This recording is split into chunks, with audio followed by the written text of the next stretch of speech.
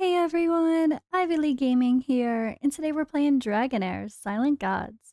For today's video, I'm going to talk about the selected rare hero reward we all get from just working on the battle pass, Walker's Trails. Who should you pick?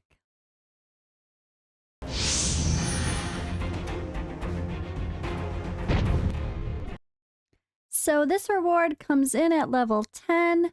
I clicked it, it popped up, it disappeared. So I'm guessing this is going to go into my storage, and then we have to select from that. So let's go to our pack and give that a find here.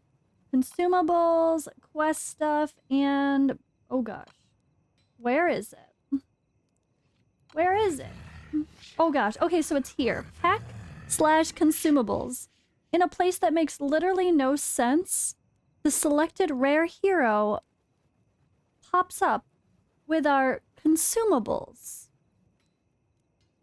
Such a weird place for it to pop up. Why does it say pack/consumables? I feel like the packs or random things like this should go in like another random category, but consumables feels like a weird place. But okay, it's what they did. There it is. If you guys are having trouble finding it, that's why. So let's hit use and see what we got. Oh, this is wonderful. I think we can choose from all of them, which is amazing. I really didn't expect that. You can pick one rare in the game.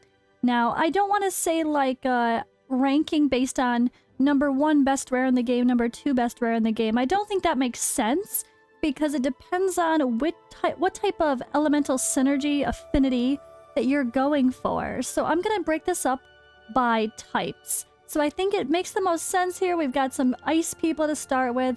Let's start with the ice element. Alright, so we get 4-bit for free, so let's just skip him. I think the overwhelmingly best ice rare is our friend Usha. She is a top tier damage dealer. She does synergize with Frost, so keep that in mind if you're building a Frost team.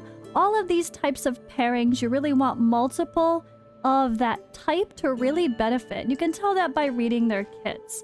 A lot of things were like, if the enemy is under Frost, then deals blah, blah, blah, blah, blah. So having multiple allies that can apply Frost is going to be key for everyone to do more damage. You kind of help enable each other. So she's just really good. Her ultimate inflicts Frost. Her lovely battle skill actually helps her gain a shield to protect herself, which is great because some of the melee damage dealers are very squishy, so her shield gives her some added protection, and she can genuinely smack. So keep that in mind. She's also got a 24% HP aura for dungeons in dungeon battles. And yeah, that's pretty solid for a rare as well. She's definitely a top tier rare. Many people would say she's their favorite rare or the best rare in the game. Very hard hitting. Everyone loves her, and you will see her all the way through the end game content. So she's definitely a solid pick for the ice element. Next, I would also call out Refe. She is a support unit here. She is one of the newer heroes added for Season 1. She has, inflicts her passive, when the hero is dealing damage to enemies inflicted with Frozen, there's a 50% chance of reducing their ultimate energy. And she does also apply Frozen with her ultimate. Frozen is different than Frost, so it's a little confusing. They all have such similar things. But she also has a decreased attack, and an attack penalty too, with her battle skill. Yeah, a little bit of AoE here. And yeah, if you have a team that has multiple people with this Frozen skill, she might actually be a really good pick because she's going to come back to her ultimate more often and be able to smash with her AoE. So she does sound pretty strong. Plus, it's an AoE with 700% attack as the multiplier. That's really solid, especially for an AoE. I usually see 700% when it's only a single target. So I think she has wonderful potential and is also a solid pick for the ice element. Next, let's go to poison. So my favorite, and the one I think is the strongest, would be Eli. Eli was my very first level 100 hero in the last season. I maxed him out first and had no regrets. He hits really hard with this ultimate, so I ended up kind of ignoring the poison debuff, just letting a little accuracy get on him when I can. And I kind of also ignored the enlightenment sake of his passive, and I ended up mostly changing out the enlightenment and just going full crit and attack with a little accuracy. And he was very good. He hit hard, you could use him everywhere. He's at least got an all battles aura, small, but hey, helpful at least. And yeah, I love Eli. You will see Eli in endgame stage 9 dungeons. Is everybody's popping horn heroes up there? What the hell? Yeah, he's very, very good, and I think he's probably the best. I do think he's the best rare poison element unit, regardless of placing a poison debuff or not. There is a newer hero here, Lorari, that sounds very strong. It sounds like he has wonderful potential to hit really hard and place a ton of poisons. So if you are working with an actual poison team where you want to keep poisons up all the time, which is definitely key against some of the bosses, I think he could be really great for guild boss. This would be the kind of thing where you have Eli and Lorari and someone else. And maybe that someone else could even be Dench, who's another honorable mention. He also has a lot of poison debuff built into his kit, inflicting multiple stacks of poisons, multiple AoEs, dealing derived damage, damage scaling with enlightenment. He might be one you focus high on enlightenment and accuracy and attack, and not worry so much about crit rate. And I think he has great potential in a poison team as well. So all three of those are great damage dealers in that element, and they all actually deal with the poison as a debuff. The poison heroes are pretty well stacked. I should call out one more that's better for single target damage. This is Sigrid. So she's a support unit, but it honestly sounds like she, again, like half these support units can smack really hard. I think she has a lot of potential here. 820% of attack. Make sure you click this little details button to see all of that. And yeah, dealing attack penalty 2 and healing prohibition. That's really helpful in certain cases, especially against some bosses that heal. Or yeah, I think attack penalty 2 is just good all around, so that's a great option. But healing prohibition as well here. So having double chances for healing prohibition, and also having this bonus energy little buff here if an enemy inflicted with a debuff dies. That might be more for the waves. She'll boost and come back to her ultimate energy. I think she actually is pretty solid, and she has an all accuracy by 30 in all battles, or sorry, all allies increased accuracy by 30 in all battles. So she definitely sounds like she has potential, but I can't see picking her over someone like Eli personally, unless, I don't know, unless you just need her for a niche role. Alright, now on to fire element. Now this is probably the weakest of the rares. I really don't think many of the fire units sound good at all. And that's because we get, like, for example, you don't need a tank because you get a Horus for free. So while there is a decent little tank, was it her? Yeah, Yamara. She could be a great tank if you needed one. But when we already get Horus for free, I can see choosing her over him as a tank. So I mean, maybe in some niche situations, especially where you don't need like the taunt and everything, okay, but she does at least have a decreased attack on, or attack penalty, and a hard hit on her ultimate. But then it's kind of confusing because if she's a defensive tank, why does she have her damage scale on attack for her ultimate so high? I don't know. I don't really like it. She's got a mixed kit, but if for some reason we didn't get Horus, she might be a solid pick, but we get Horus, so I don't see that we need her. But the only other hero in fire, I think the only hero in fire that sounds pretty solid is Bronwyn if you're working on a wild team.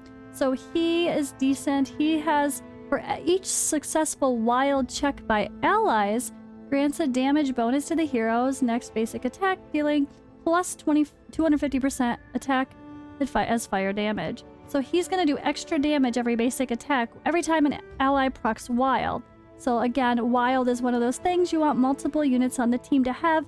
Never just one. You always want 2 or 3 wild DPS heroes. And yeah, he's really going to be solid for that. He also ignores shields.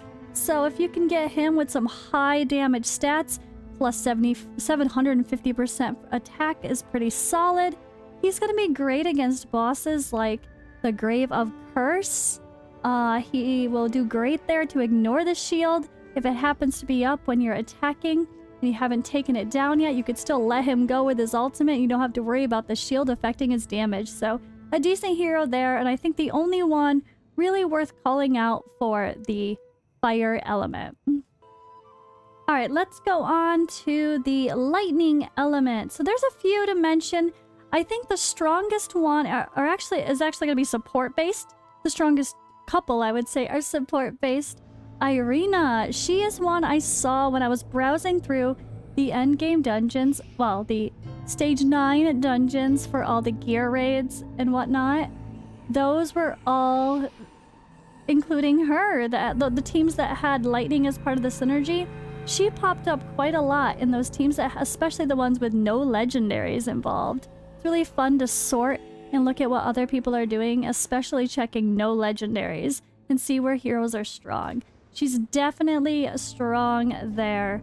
And I think she has a lot of potential. She's got this wonderful damage potential that you might not expect. Again, as yet another support unit that can hit hard with 700% attack damage.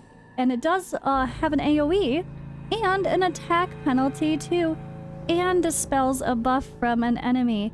So with attack penalty 2 and dispelling a buff and potential solid damage with a little bit of an AoE, I think she's a really great pick. She has a great ultimate. Her her battle skill has this bouncing chain lightning, and her passive actually grants a shield to the nearest allies, so she helps a little bit with survivability. She's got a little bit of everything, so I think she's a solid pick for lightning. Another solid pick for lightning here is Enna, Forest Dweller. We love Enna. She did get changed a little bit. She was even better than she was now, but the nerf wasn't too bad, and she's still really great. She does have recovery over time and dispels 1 buff from allies for the whole board. This is really nice to not have to worry about if the ally is in range or not when you're dispelling a buff. So many dungeons or battles pop a ton of burns on you, a ton of poisons on you, or those annoying decreased defense penalty debuffs. And she's just a really solid option if you just need someone to simply dispel your debuffs. And then she'll grant a heal at the same time. And she's got extra healing with her battle skill and her passive. She was one that I had used very heavily in Season 0. Alright, kind of like the fire element, I don't think there's anyone that really stood out to me, especially DPS-wise, for the radiance element. I really didn't see anything that shined. And there's some interesting options along the way, but nothing that's too solid. They added so many great epics to the Radiance unit, and there's a lot of rally synergy to be had, but I don't think the rares are mostly going to be the best options for that.